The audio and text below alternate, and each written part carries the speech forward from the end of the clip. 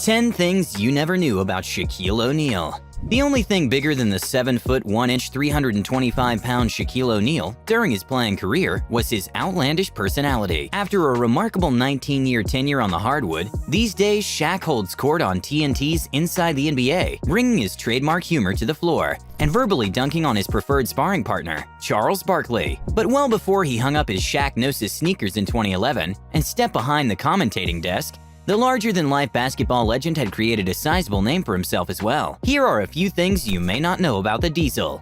Shaq was already 6 feet and 4 inches tall at age 10. No one was more responsible for kids quitting youth basketball in the greater Newark area than the Big Shaqtus in the mid-80s. In fact, Shaq remembers a rival's father once storming the court and removing his son from the competition mid-game, shouting, "He's not 10, BS. If he's 10, he's gonna be the best big man in the world." The man, while enraged, was not at all wrong. By 13, Shaq had grown to 6 feet 6 inches and wore size 17 shoes. He destroyed so many backboards the NBA panicked and changed the rulebook. Shaq soundly defeated many inferior opponents over the course of his career, and a few of those opponents were made of solid metal. In one infamous game against the Phoenix Suns in 1993, a particularly thunderous dunk caused the entire basket and its stanchions to collapse. The hoop's whole apparatus had to be wheeled into the tunnel for some mid-game welding. The big man made such a habit of terrorizing the equipment that the NBA freaked out and came out hard in favor of reinforcing their centerpieces. Said competition committee chairman Rod Thorne, whether it was Shaquille O'Neal or someone else, with the size of these guys, it was just a matter of time. He just happened to be a little bigger and stronger than most. The league eventually turned breaking the basket ring or backboard into a technical foul.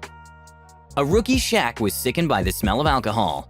Shaq was immediately the toast of the NBA. Among his many accolades, he was named Rookie of the Year for the 92-93 season, and he nabbed a starting spot in the All-Star game his first 4 seasons. But though young Shaq was the new face of the game and the life of the party, at 21, he couldn't stomach alcohol. "Can't even tolerate the smell of table wine," his teammate Dennis Scott used to say. Turns out there was a good reason for that. "My father caught me sipping a beer with my cousins when I was like 13. He made me drink a 12-pack right then. Not only did I get drunk, I hated beer, and I never had the urge to drink again." Despite his distaste for the stuff, Shaq eventually marketed his own line of vodka, the excellently named Love Shaq.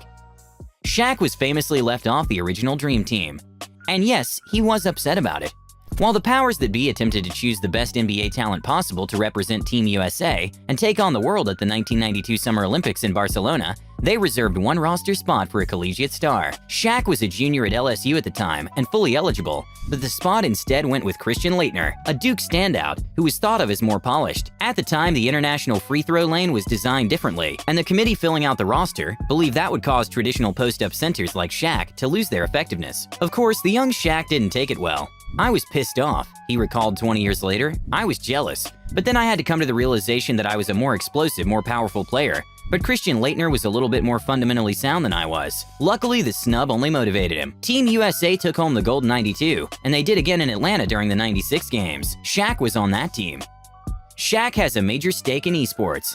Call him the big controller. Shaq was early to esports as an investor. In 2016, he, along with Yankees vet Alex Rodriguez and former Philly Jimmy Rollins, Are you a business owner looking to stand out? Let your brand shine, literally, with a custom neon sign from Glow Neo, transforming your logo into a vibrant LED masterpiece that grabs attention day or night. Whether it's a storefront, office, or event space, neon signage sets you apart from the competition. Plus, with our free design preview and fast turnaround, it's never been easier. Ready to light up your business? Visit glowneo.com and go to the Business Neons page and fill out the form. Get started today. involved in an ownership group that has a stake in NRG Gaming, a prominent organization of esports athletes. Now Shaq is the general manager of Kingsguard, the Sacramento Kings entrant into the NBA's official 2K league, where competitors face off in NBA 2K, the league's preeminent basketball video game. Shaq loves nicknames. Shaq has a propensity for clever nicknaming, and it crosses genres. He's had nicknames and alternate personas spin off into a video game, Shaq Fu, and a rap album. His early nickname, The Diesel, became Shaq Diesel, a 1993 rap album featuring Phife Dawg. Other legendary monikers include The Big Aristotle and MDE, Most Dominant Ever, which he crafted after his second Lakers title. He called his pool at his former Miami hotel Shaqapulco. But the big fella, that's another one, isn't just giving out lasting names for himself. He's the one who coined the big fundamental for San Antonio Spurs legend and constant Western Conference rival Tim Duncan early in his career, which has stood the test of time. As Lakers teammates, Shaq and Kobe didn't initially click on the court. The most prominent portion of Shaq's career was spent in Hollywood, and his 8 seasons with the Lakers brought 3 NBA championships to the city. But while Shaq's LA years are known for being unfathomably dominant, many wonder how fruitful they could have been if he and teammate Kobe Bryant hadn't been so incompatible off the court. Bizarrely, the two couldn't sync their play properly from the outset, based on talent alone. Long before their famous feud and struggle for credit and control of the locker room began, 2 of their first 3 campaigns together ended in embarrassing playoff sweeps. It wasn't until head coach Phil Jackson arrived prior to the 1999 to 2000 season that anything seemed to click. Once Jackson installed his famous triangle offense, emphasizing perfect spacing and high IQ passing decisions, everything changed. An unstoppable three-peat followed. Shaq's jersey number was inspired by an NBA legend, with a twist. Harrison was responsible for Shaq embracing his size and using it to score under the basket, rather than deferring and shying away from his clear physical advantages. By Shaq's teenage years, Harrison had been restored and moved the family to San Antonio. A now poised and confident player, Shaq led his high school team to a 68-1 record during his junior and senior seasons. The school didn't possess a number 33 jersey, so Shaq's attempts to honor Kareem Abdul-Jabbar, the trailblazing NBA center, were thwarted. Hence, his famous number 32 jersey was born. When he played at LSU, he was able to nab 33, but in his rookie NBA season in Orlando, veteran Terry Cartledge refused to give up his 33 jersey, so it was back to 32 for life for Shaq for the remainder of his time with the Magic. The Hackshack technique was actually invented to stop Dennis Rodman.